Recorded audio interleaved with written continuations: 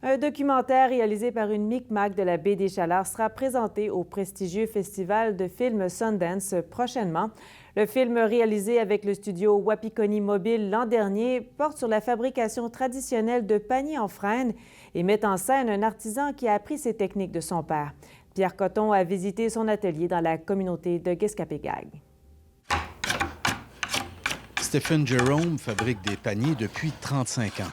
Il passe ses journées dans son atelier à fendre le frêne et en faire de fines bandes qui seront tressées. Des gestes perpétués de père en fils. Pour moi, c'est important parce que c'est culture, c'est dans notre sang. C'est dans mon sang à moi. Il faut que je fasse ça, puis garder tradition. Un travail physique où la texture du bois et l'odeur l'inspirent. Une communion avec la nature qui l'a sauvé, dit-il. Si j'avais pas de comment faire des paniers et tout ça, je serais mort aujourd'hui, c'est sûr. Parce que j'étais dans la vie, l'alcool, puis la drogue, puis tout ça. Là. Et là, à cette heure, c'est la thérapie pour moi. Là. Sa conjointe, Heather, a réalisé un documentaire de 6 minutes l'an dernier avec l'aide du studio mobile autochtone Wapikoni.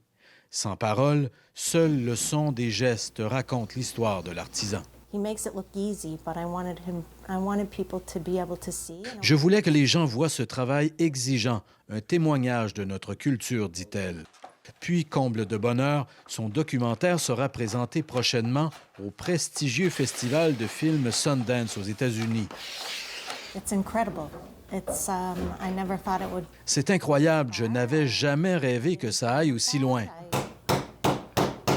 Pour Stephen, fabriquer des paniers demeure un passe-temps, mais les gestes sont inscrits dans son ADN. Le film, on appelle ça My Father's Tools parce que tout ce que je prends, c'est tout de mon père.